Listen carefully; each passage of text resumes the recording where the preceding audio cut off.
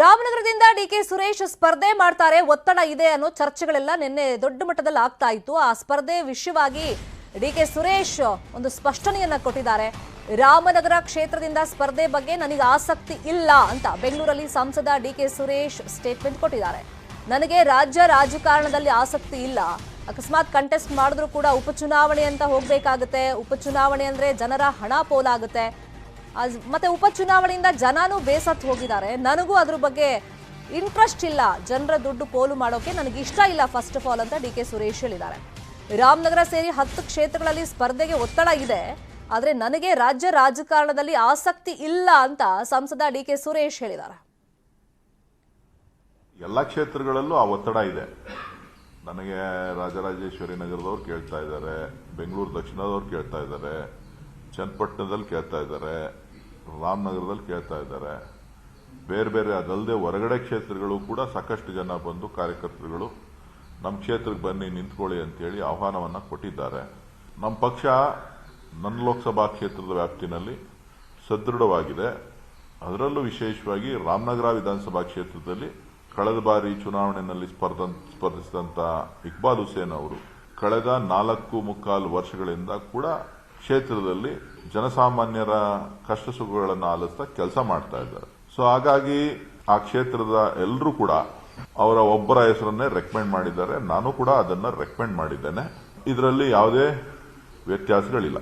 ನಾನು ಲೋಕಸಭಾ ಸದಸ್ಯನಾಗಿರೋದ್ರಿಂದ, ಅದರಲ್ಲೂ ಕೂಡ ಕಾಂಗ್ರೆಸ್ ಪಕ್ಷದಿಂದ ನಾನೊಬ್ಬನೇ ಕರ್ನಾಟಕವನ್ನ ಪ್ರದರ್ಶಿಸ್ತಾ ಇರತಕ್ಕಂಥದ್ದು. ಸೊ ಹಾಗಾಗಿ ಇದು ಕಷ್ಟದ ಕೆಲಸ ಅಂತ ಹೇಳಿ ನಾನು ಇದೇ ವಿಚಾರವಾಗಿ ಇನ್ನಷ್ಟು ಮಾಹಿತಿಯನ್ನು ನೀಡೋದಕ್ಕೆ ನೇರ ಸಂಪರ್ಕದಲ್ಲಿ ಜಾಯಿನ್ ಆಗಿದ್ದಾರೆ ನಮ್ಮ ರಿಪೋರ್ಟರ್ ಶಿವಪ್ರಸಾದ್.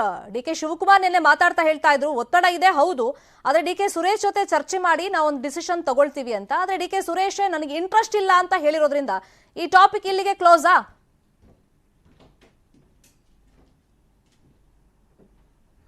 ಖಂಡಿತವಾಗ್ಲೂ ಏನಂದ್ರೆ ಶರ್ಮಿತಾ, ಕಳೆದ 1 ವಾರದಿಂದ ರಾಮನಗರದಲ್ಲಿ ಡಿಕೆ ಸುರೇಶ್ ಅವರು ಸ್ಪರ್ಧೆ ಮಾಡ್ತಾರೆ ಅನ್ನುವಂತಹ ವಿಚಾರ ಬಹಳಷ್ಟು ಚರ್ಚೆ ಆಗಿತ್ತು.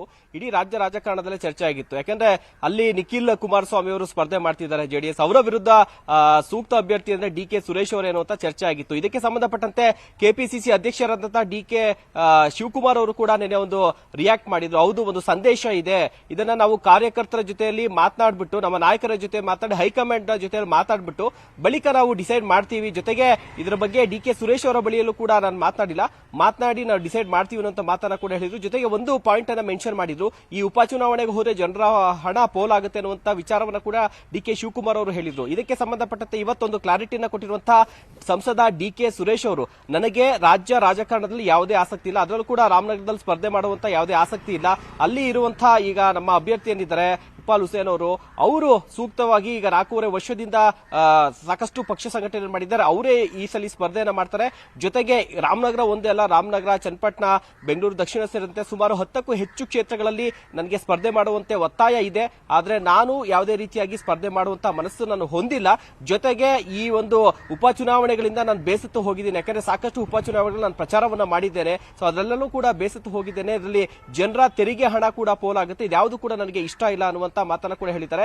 ಜೊತೆಗೆ ಹೈಕಮಾಂಡ್ ಏನಾದ್ರು ಕೂಡ ಸೂಚನೆ ಕೊಟ್ಟರೆ ತಾವು ನಿಲ್ತೀರಾ ಅನ್ನುವಂತ ಪ್ರಶ್ನೆನ ಕೂಡ ನಾವು ಕೇಳಿದಾಗ ಆಗ ಅದಕ್ಕೂ ಕೂಡ ಹೇಳಿದ್ದಾರೆ, ಹೈಕಮಾಂಡ್ ನನ್ನ ಒಪ್ಪಿಗೆ ಇಲ್ಲದೇನೆ ನನಗೆ ಮನಸ್ಸಿಲ್ಲ ಅಂತ ಅಂದ್ಮೇಲೆ ಹೈಕಮಾಂಡ್ ಹೇಳಿದ್ರು ಕೂಡ ನಾನು ಹೇಗೆ ಸ್ಪರ್ಧೆ ಮಾಡೋದಕ್ಕೆ ಸಾಧ್ಯ? ನಾನು ಯಾವಾಗ ಬೆಂಗಳೂರು ಗ್ರಾಮಾಂತರ ಒಂದು ಸ್ಥಾನಕ್ಕೆ ನಿಂತು ಸ್ಪರ್ಧೆ ಮಾಡಿ ಗೆದ್ದಿದ್ದಲ್ಲ, ಆ ಸಂದರ್ಭದಲ್ಲಿ ನಾನು ಹೇಳಿದ್ದೆ ಎಲ್ಲಾ ಕ್ಷೇತ್ರಗಳು ಕೂಡ ನನ್ನ ಕ್ಷೇತ್ರಗಳಂತ ಹೇಳಿ. ಹೀಗಿದ್ದಾಗ ನಾನು ಒಂದು ಕ್ಷೇತ್ರಕ್ಕೆ ಸ್ಪರ್ಧೆ ಮಾಡುವಂತ ಆಸಕ್ತಿ ನನಗೆ ಇಲ್ಲ ಅನ್ನುವಂತ ಮಾತನ್ನ ಹೇಳುವಂತ ಮೂಲಕ ರಾಮನಗರದಲ್ಲಿ ಡಿಕೆ ಸುರೇಶ್ ಅವರು ಸ್ಪರ್ಧೆ ಮಾಡ್ತಾರೆ ಅನ್ನುವಂತ ವಿಚಾರಕ್ಕೆ ಈಗ ಅಂತಿಮವಾಗಿ ತೆರೆ ಎಳೆದಿದ್ದಾರೆ. ಥ್ಯಾಂಕ್ ಯು ಶಿವಪ್ರಸಾದ್ ಈ ಕ್ಷಣದ ಅಪ್ಡೇಟ್ಸ್ಗೆ.